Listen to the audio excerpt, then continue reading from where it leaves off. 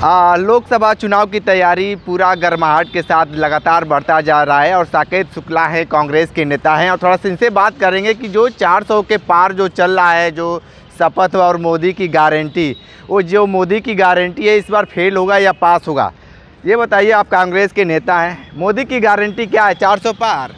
मोदी हदस के मारे बोल रहे हैं, लोग भ्रमित कर रहे हैं कि 400 पार पहुंचेंगे। इस बार वो 150 में निपटेंगे और राम के साथ, राम मंदिर के साथ, यहाँ के धर्माचार्यों के साथ, सनातन के साथ, हिंदू के साथ उन्होंने अन्याय किया है। इसलिए वो इस बार 150 में निपटेंगे। उनको पता नहीं चलेगा। काशी में स्वयं मोदी जी इस बार चुनाव जीतेंगे कि नहीं, उनको पता नहीं है अभी। इस बार जनता मूड बना चुकी है कि हमको परिवर्तन लाना है। बेरोजगारी की आलम देश के अंदर भरमार पड़ी हुई है। साथ ही जो विद्यार्थी पढ़ना चाहते हैं, फीस वृद्धि आए दिन हो रही है, आप देख रहे हैं। और जियो यूनिवर्सिटी को अरबों रुपया दे दिया गया, वो कहाँ है, एक ईंट नहीं दे उसका।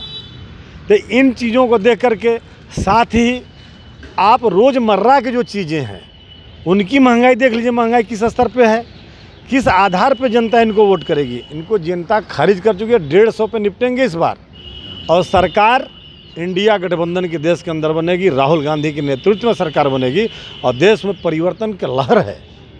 इसलिए ये लोग हताशा के मारे बोल रहे हैं कि 400 पार, 400 पार। जो ये बॉन्ड का हेरा फेरी किए हैं, हाँ, इलेक्ट्रल बॉन्ड को जान रहे हैं ना, इलेक्ट्रल बॉन्ड पे जो इन लोगों ने पैसा लिया है और किससे लिया, कहते हैं सनातन की बात करते हैं और बीफ कंपनी जो चलाते हैं, जो गौ मांस का जो निर्यात करते हैं, उनसे लोग पैसा लिए हैं, चंदा लिए हैं और सनातन की बात करते हैं। दूसरी बात कि जिन मुद्दों को लेकर के आप तमाम विपक्षी नेताओं को जेल में भेजे, उसमें तो आप सब खुद संलिप्त हैं। देश के जितने करप्ट नेता हैं जिन पर आपने आरोप लगाया था, उनको आप अपनी पार्टी में सम्मिलित कर लेते हैं तो वो अच्छे हो जाते हैं। इसका मतलब है कि मोदी को करप्शन, भ्रष्टाचार, अत्याचार, अन्याय, व्यभिचार से इनको कोई परहेज नहीं है। उनका शर्त ये है कि भाजपा में होना चाहिए, अन्य किसी दल में नहीं होना चाहिए। इसलिए आज चाहे अजित पवार हो, चाहे हेमंत बिस्व शर्मा हो, या शुभेंदु अधिकारी हो, या देश के तमाम इस तरह के आप देखें नेताओं को जो भ्रष्टाचार जिन पर वो आरोप लगाए थे, सीबीआई जिन पर लगी थी, आज उनको अपने में ले करके यही बिहार में 2.5 लाख लोगों को नौकरी दी गई। यही जब बीजेपी समर्थित सरकार थी नीतीश कुमार के ही नेतृत्व में, तो कहें पैसा कहाँ से देंगे। आज 2.5 लाख लोगों को इकट्ठे नौकरी दी गई है, पैसा मिल रहा है। झारखंड में लोग लाखों में नौकरी दी गई, वहाँ पे पैसा मिल रहा है। पुरानी पेंशन लग गई, जहाँ पे कांग्रेस की सरकारें रहीं, पुरानी पेंशन लागू करने में इनको क्या है, कर्मचारियों को दंडित कर रहे हैं। 50 साल में रिटायरमेंट की इनकी योजना है। सारी चीज़ों को इन लोगों ने, जितने भी हमारे प्रतिष्ठित प्रतिष्ठान हैं उनको ख़त्म किया जा रहा है, इंस्टीट्यूशन को बर्बाद किया जा रहा है। सीबीआई और सीआईडी लगा करके आप किसी को दबा देंगे। भ्रष्टाचार पे नकेल लगाने की सरकार बात कर रही है, आपको लगता है कि भ्रष्टाचार पे नकेल लगाए? भ्रष्टाचार पे नकेल लगाने की जो बात सरकार कर रही है, 10 साल में आपने क्या किया है, यह महत्वपूर्ण है ना। 10 साल में अगर उस नकेल की आप कोई हमको उदाहरण दिए होते तो विश्वास करती जनता कि नहीं, आप भ्रष्टाचार पे लगा रहे हैं यार, आइए बैन लगा रहे हैं। लेकिन आप तो भ्रष्टाचारियों का एक दल ही बना दिए। भाजपा जो है वो भ्रष्टाचारियों का दल बन चुका है, उनको उससे मतलब नहीं है। इमोशनल ब्लैकमेलिंग करते हैं। राम मंदिर को आपको मैं पहले भी बोला था, आपको याद होगा आप ही के चैनल पे, कि सनातन में जो जिसको हिंदू कहते हैं लोग, उसमें नियम है कि जब कोई अपने गोत्र का आदमी का देहांत होता है तो उसके बाद 10 गात्र होता है, 10 दिन क्षौरकर्म होता है, बाल छिलाते हैं।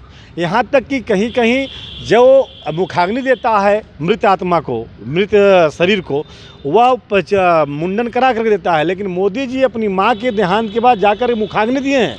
कपड़ा बदले नहीं है, जिस कपड़े में गए उसी में बदले हैं, जूता चप्पल भी बदले हैं कि नहीं पता नहीं।